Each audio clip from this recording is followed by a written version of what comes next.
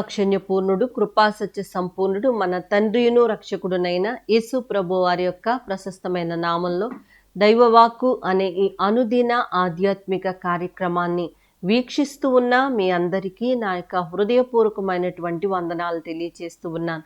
ఈ దినము కొరకు ఒక వాక్య భాగాన్ని మనం చదువుకుందాం. లూకాసు సువార్త 6వ అధ్యాయము 38వ వచనంలో క్రింది మాట: మీరు ఏ కొలతతో కొలుతురో ఆ కొలతతోనే మీకు మరలా కొలవబడునని చెప్పెను.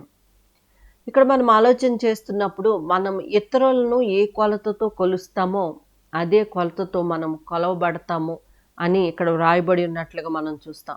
మనము మన కోసం ఆలోచించినప్పుడు చాలా ఉన్నతంగా ఆలోచన చేస్తాం. మరి చాలా మంచి మంచి వస్తువులు మనకు కావాలని ఆశపడతాం. మంచి మంచి దుస్తులు కూడా కావాలని ఆశపడతాం. అదే ఇతరులకు మనం చేయాలంటే చాలా తక్కువలో చేయడానికి ఇష్టపడతా ఉంటాం. అయితే కొలత ఒకేలాగా ఉండాలని దేవుని యొక్క వాక్యము తెలియజేస్తూ ఉన్నట్లుగా మనం చూస్తూ ఉన్నామండి.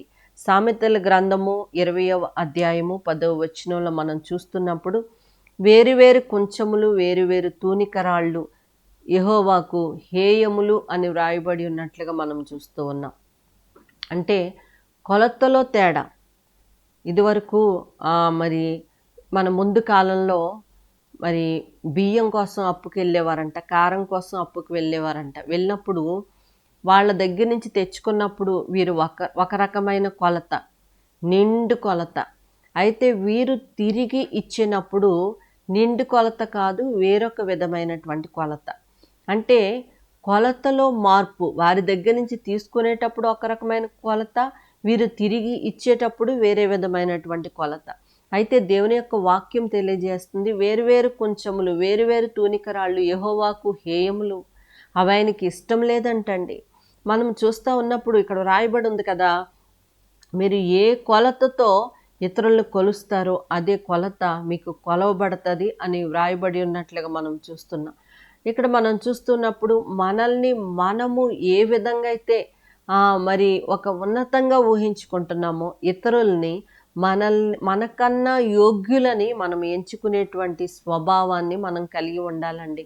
చాలామంది ఇతరులను చాలా నీచమైనటువంటి వారిగా లెక్క కడతారు. ఇతరులను ఏమీ లేనటువంటి వారిగా లెక్క కడతారు.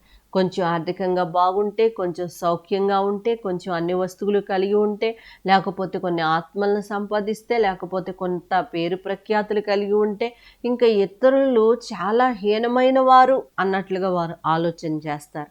ఇది ఏమాత్రమో దేవునికి ఇష్టము లేనటువంటి కార్యాలండి. దేవునికి ఇష్టం లేనటువంటి కార్యాలు ఇక్కడ మనం చూస్తున్నప్పుడు ఇక్కడ రాయబడి ఉంది కదా, మీరు ఏ కొలతతో కొలుస్తారో అదే కొలతతో మీరు కొలవబడతారు అని వ్రాయబడి ఉన్నట్లుగా మనం చూస్తూ ఉన్నాం. దేవుని యొక్క వాక్యం సెలవిస్తూ ఉంది కదా, కత్తిని పట్టుకున్నవాడు కత్తి చేతనే నాశనం అవుతాడు అని వ్రాయబడి ఉన్నట్లుగా మనం చూస్తూ ఉన్నాం. కాబట్టి గమనించండి, మన కొలత సరైనదిగా ఉండాలి. మనం మనుషులను చూసేటువంటి విధానం సరైనదిగా ఉండాలి.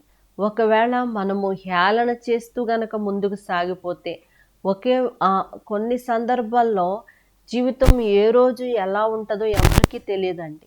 ముందు కాలంలో ఒకవేళ మనమే హేళనకు గురైపోయేటువంటి సందర్భాలు ఒకవేళ వస్తాయేమో. గమనించండి, ఎవరిని హేళన చేయొద్దండి, ఎవరిని తక్కువ చేయొద్దండి, ఎవరిని చిన్నచూపు చూడొద్దండి. మీకు కలిగిన దాన్ని బట్టి గర్వపడొద్దు. మీరు ఏ కొలతతో కొలవాలని ఆశపడుతున్నారో, మిమ్మల్ని ఇతరులు ఎలా చూడాలని ఆశపడుతున్నారో మీరు ఇతరులను అలా చూడండి. దేవుడు మిమ్మల్ని నిశ్చయముగా దీవిస్తాడు. ప్రార్థన చేసుకుందాం. ప్రియ పరలోకపు తండ్రి, నీకు స్తోత్రాలయ్యా. అయ్యా, మీరు ఇచ్చిన వాక్యాన్ని బట్టి నీకు స్తోత్రాలయ్యా. నాయన, మేము మనుష్యులుగా ఒక రీతి గర్వము, ఒక రీతి అహంకారంతో ఇతరులను వేరుగా చిన్నచూపుగా చూసేటువంటి స్వభావం మాలో ఉంటే ప్రభువా, దాన్ని తొలగించండి అయ్యా. నీకు స్తోత్రాలయ్యా. ప్రతి ఒక్కరిని మాకంటే యోగ్యమైన వారిగా మంచి కొలతతో మేము చూడటానికి, మంచి కొలతతో కొలవటానికి తగిన కృప దయచేయమని అడుగుతున్నాను. కుటుంబాల్లో ఉన్న అసమానతలు మీరు తీసివేయండి ప్రభువా. కుటుంబాల్లో ఉన్నటువంటి హెచ్చు తగ్గులు మీరు తీసివేయండి ప్రభువా. సమాజంలో ఉన్నటువంటి అసమానతలు కూడా తీసివేయమని నీ సన్నిధిలో ప్రార్థిస్తున్నాం.